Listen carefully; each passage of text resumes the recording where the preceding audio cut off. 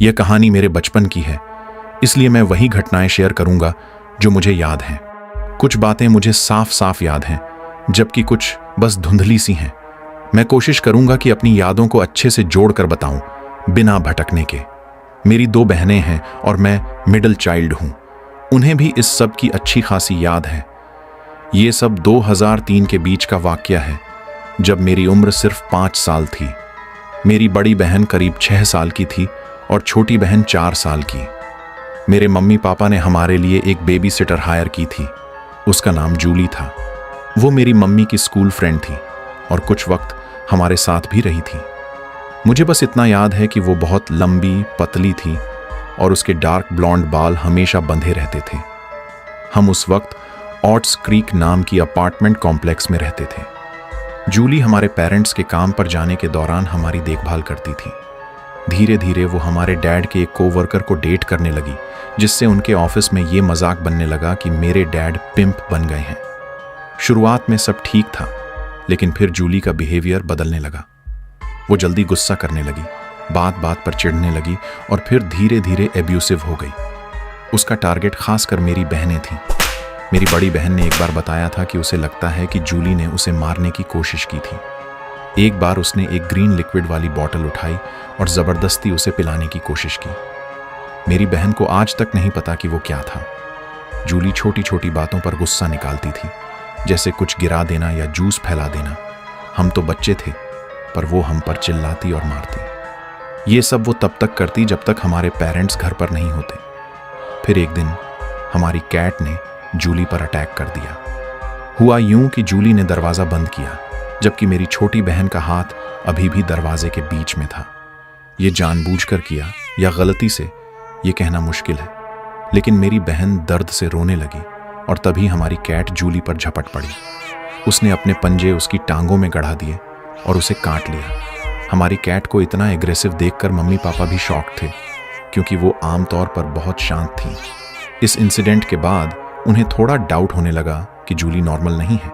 इसके बावजूद जूली कुछ वक्त तक हमें संभालती रही, पर इस टाइम से मेरी यादें थोड़ी धुंधली हो जाती हैं, जैसे मेरा दिमाग कुछ बातें याद करने से बचना चाहता हो। पर एक घटना ऐसी है जो मुझे आज भी क्लियरली याद है। हमारे बेडरूम में मेरी बड़ी बहन का एक सिंगल बेड था, जबकि मैं और मेरी छोटी बहन एक बंक बेड शेयर करते थे। मैं ऊपर सोता था। एक रात मेरी छोटी बहन ने मुझे जगाया और कहा कि उसे नींद नहीं आ रही। वो ऊपर आ गई और हम धीरे धीरे बातें करने लगे। कुछ देर बाद उसने कहा, देखो, मैं किनारे से लटक सकती हूं बिना गिरे। पर वो बैलेंस खो बैठी और नीचे गिर गई। मैं डर के मारे जोर जोर से रोने लगा। जूली गुस्से में कमरे में आई, गालियां देने लगी और मेरे डैड की बेल्ट से मेरी छोटी बहन को मारने लगी। फिर उसे पकड़कर बंक बेड के निचले हिस्से पर फेंक दिया और चिल्लाई, चुपचाप सो जाओ। फिर उसने गुस्से में दरवाजा बंद कर दिया। वो इतनी गुस्से में थी कि उसे यह भी नहीं दिखा कि मैं ये सब देख रहा था। मैं पूरी तरह शॉक्ड था और हिल भी नहीं पा रहा था। जूली ने मुझे खुद सिर्फ एक बार मारा था, इतनी क्लियरली मुझे बस यही याद है। उसने मुझे थप्पड़ मारा था, शायद किसी बेवकूफ़ी भरी बात पर चिल्लाते हुए। जब उसने मम्मी पापा को बताया तो डैड ने उससे पूछा, तूने ऐसा क्या किया कि बच्चा गुस्से में आ गया? जूली इस बात पर और भड़क गई और कहने लगी कि मैं बदतमीज हूं। आखिरकार जूली हमारी जिंदगी से हमेशा के लिए चली गई। जब वो चली गई तब हमने अपने पेरेंट्स को सब कुछ बता दिया, कैसे उसने हमें मारा, गालियां दी और हमें डराया। मेरे पेरेंट्स को इन सब चीजों की उतनी याद नहीं है, लेकिन मुझे यकीन है कि जब उन्हें एहसास हुआ होगा तो उन्हें बहुत बुरा लगा होगा कि हमें यह सब सहना पड़ा। हमने कभी जूली को दोबारा नहीं देखा, न ही उसके बारे में कुछ सुना। मुझे नहीं पता कि मेरे पेरेंट्स ने उससे इस बारे में कभी कुछ कहा या नहीं, लेकिन उन्होंने उसे हमारी जिंदगी से पूरी तरह हटा दिया। उन्होंने पुलिस में कोई रिपोर्ट नहीं की, क्योंकि कोई ठोस प्रूफ नहीं था। बस हमारी बातें थीं, जिनका कोई गवाह नहीं था। काश उन्होंने कुछ किया होता। मुझे नहीं पता कि मैंने या मेरी बहनों ने पहले कुछ क्यों नहीं बताया। शायद जूली ने हमें धमकाया था और हम उसे याद भी नहीं कर पा रहे। कई साल बाद हमें पता चला कि जूली को गिरफ्तार कर लिया गया था और उसने जेल में कुछ वक्त बिताया था, पर हमें कभी यह पता नहीं चला कि वो किस जुर्म में अंदर गई थी। आज भी हम इस बारे में बात करते हैं, और मुझे पता है कि मैं इस घटना को कभी नहीं भूल पाऊंगा। जूली, तू जहन्नुम में जले।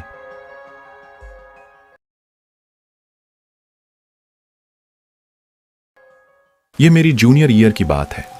कॉलेज के तीसरे साल के लिए संदर्भ दूं तो मैं 22 साल की लड़की हूं।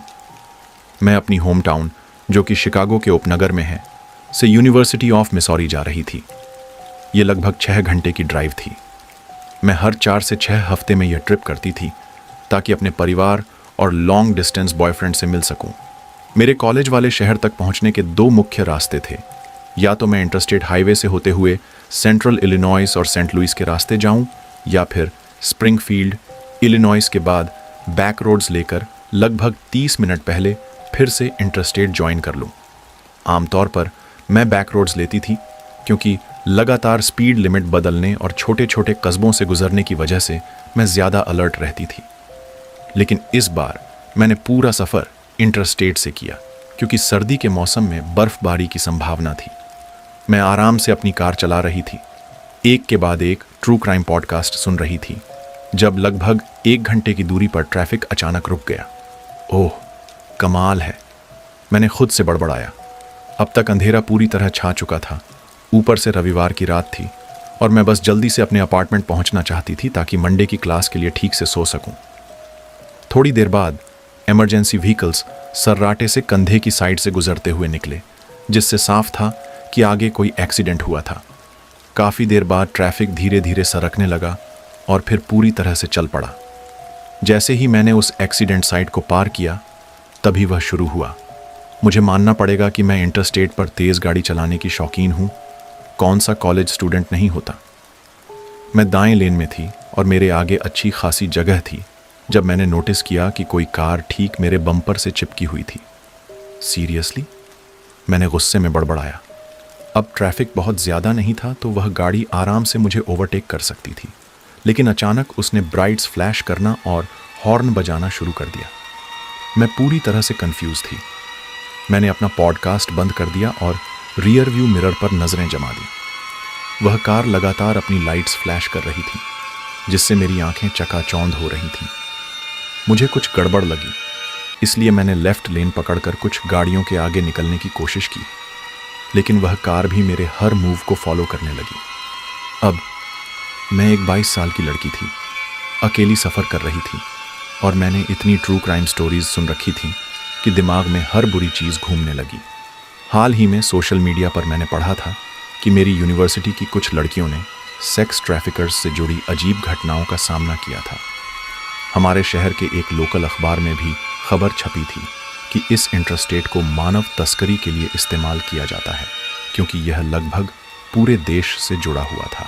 मैंने इन डरा देने वाले ख्यालों को झटकने की कोशिश की और लगभग 85 मील प्रति घंटे की स्पीड से दाईं लेन में गाड़ी चलाने लगी, जब तक कि किसी को ओवरटेक न करना पड़े। लेकिन वह कार अब भी पीछे ही थी। बार बार लाइट्स फ्लैश कर रही थीं और कभी भी मुझसे ज़्यादा दूरी नहीं बना रही थी। मैंने आखिरकार अपनी यूनिवर्सिटी का एग्जिट लिया और वो कार अब भी मेरे पीछे थी। अब ऐसा लग रहा था कि वह मुझे रुकवाना चाहती थी। क्या मेरी कार में कुछ गड़बड़ है जो मुझे दिख नहीं रही? मैंने सोचा, पर मैं किसी हाल में इस अंधेरी बारिश से भीगी रात में हाईवे के किनारे नहीं रुकने वाली थी। ये तो वैसी ही कहानी बन जाती जैसे हॉरर मूवीज़ में होता है। मुझे कुछ समझ नहीं आ रहा था कि मैं क्या करूं। अब लगता है मुझे सीधे पुलिस स्टेशन जाना चाहिए था, लेकिन उस वक्त मेरा दिमाग सही से काम ही नहीं कर रहा था। मैंने सोचने की कोशिश की कि पिछले 1 घंटे में ऐसा क्या हुआ था। क्या मैंने किसी को कट मारा था? नहीं, मैं आमतौर पर एक शांत और अच्छे तरीके से गाड़ी चलाती हूँ। अब मैंने अपने अपार्टमेंट की ओर बढ़ना शुरू कर दिया, लेकिन वह कार अब भी पीछे थी। लाइट्स कभी कभी फ्लैश कर रही थी, लेकिन हॉर्न बजाना बंद कर दिया था। अगर यह कार मेरे अपार्टमेंट तक आ गई तो? मेरा दिल तेजी से धड़कने लगा। तभी मुझे एक आइडिया आया। जैसे ही मैंने अपने अपार्टमेंट की ओर जाने वाले छोटे हाईवे से एग्जिट लेने की तैयारी की, मैंने जानबूझकर राइट लेन में नहीं आई। बिल्कुल आखिरी सेकंड पर मैंने अचानक स्टीयरिंग घुमा दिया और एग्जिट की ओर मुड़ गई, इतनी तेजी से कि मेरी कार ग्रेवल शोल्डर पर फिसलते फिसलते घास के बिल्कुल करीब पहुंच गई। मैंने तुरंत रियर व्यू मिरर में देखा। वह कार ओवरपास पर एकदम रुक चुकी थी और पागलों की तरह हॉर्न बजा रही थी। मैं फूट फूट कर रोने लगी और अपने बॉयफ्रेंड को कॉल करके सब बताया। मैंने उस कार की कोई डिटेल नहीं ली, न नंबर प्लेट, न मॉडल, कुछ भी नहीं। इसलिए मैंने पुलिस को रिपोर्ट भी नहीं किया। मुझे आज तक नहीं पता कि उस रात आखिर हुआ क्या था। शायद उस कार वाले ने मुझे जाम में फंसे हुए देखा था। मेरी कार के स्टिकर्स पड़े थे, एक मेरी यूनिवर्सिटी का था और दूसरा डॉग मॉम का, जिससे आसानी से अंदाज़ा लगाया जा सकता था कि मैं अकेली कॉलेज गर्ल हूँ। बस उसे गलत इरादा बनाने में 1 सेकंड लगा होगा। ये वाकया मेरे साथ तब हुआ जब मैं 21 साल का था। ये बात तब की है जब मैं 8 साल का था और हाल ही में हाई स्कूल से ग्रेजुएट हुआ था। मेरे घर वालों ने टेक्सास में एक नए मकान में शिफ्ट होने का फैसला किया। मेरी माँ कहती थी कि ये एक नई जिंदगी शुरू करने के लिए है, लेकिन हकीकत मैं जानता था। वो इस बात से शर्मिंदा थीं कि मेरी बहन जॉसलिन ने अपने पुराने शहर में काफ़ी मसले खड़े कर दिए थे। कुछ ही हफ्तों बाद जब हम नए घर में एडजस्ट कर रहे थे, जॉसलिन अचानक गायब हो गई। फिर माँ को उसकी पैरोल अफसर का कॉल आया। पता चला कि उसे अटलांटा में देखा गया था। बात बस इतनी थी कि उसे ये सब पसंद नहीं आया, इसलिए वो अपने किसी दोस्त के पास भाग गई। मुझे भी जॉर्जिया जाकर माँ के साथ रहना था, लेकिन ऐसा मुमकिन नहीं था, इसलिए मैं टेक्सास में अकेला रह गया। अगली सुबह जब माँ चली गई तो मैंने सोचा कि इलाके में थोड़ा घूम लूँ। जब मैं दौड़ते दौड़ते रुका और अपने प्लेलिस्ट चेंज करने लगा तो अचानक मुझे एक अजीब ठंडक महसूस हुई। ये वही एहसास था जो तब होता है जब कोई तुम्हें छुप कर देख रहा हो।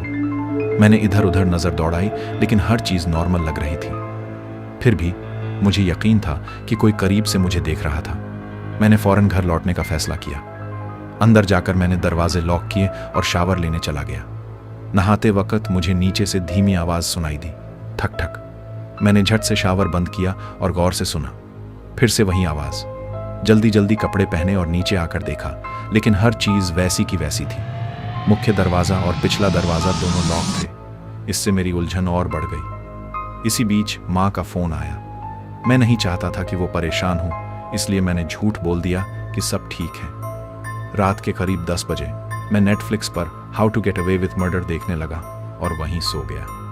करीब 1 बजे अचानक मेरी नींद खुल गई। कमरा बहुत ठंडा था। जब मैंने थर्मोस्टेट चेक किया तो 42 डिग्री फ़ारेनहाइट दिखा रहा था और तभी वही डरावना एहसास फिर हुआ, जैसे कोई मुझे घूर रहा हो।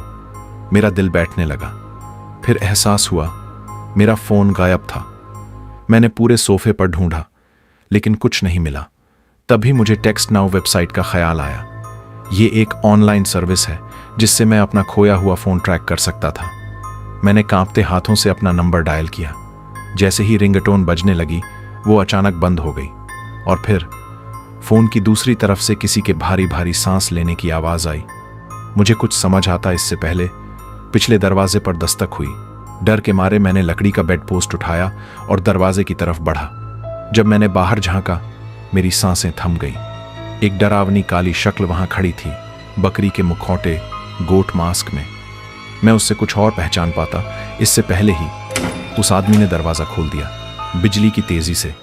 मैं जान बचाने के लिए मुख्य दरवाजे से बाहर भागा और सीधे सामने वाले पड़ोसी के घर की ओर दौड़ा। मैंने जोर जोर से दरवाजा पीटा।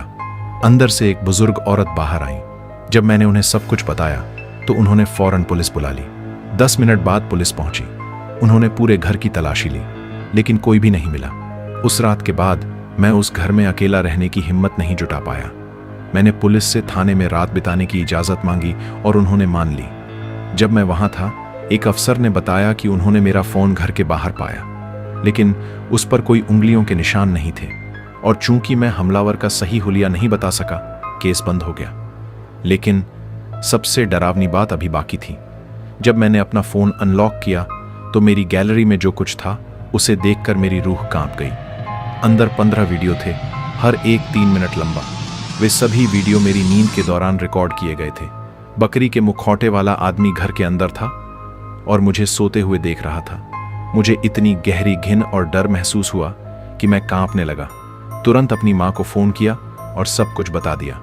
कुछ ही घंटे बाद माँ और मेरी बहन सीधा एयरपोर्ट से मुझे लेने आ गईं। हमने उस घर को बहुत जल्द छोड़ दिया। काफ़ी समय तक ये ख्याल दिमाग से नहीं निकला कि अगर मैं उस रात जाग जाता और वो आदमी मेरे सामने खड़ा होता तो शायद मैं आज ये कहानी सुनाने के लिए जिंदा ना होता। समय लगा, लेकिन मैंने इस हादसे को किसी तरह कबूल कर लिया। पर अगर कहूँ कि ये यादें अब भी मुझे नहीं डराती तो मैं झूठ बोलूँगा।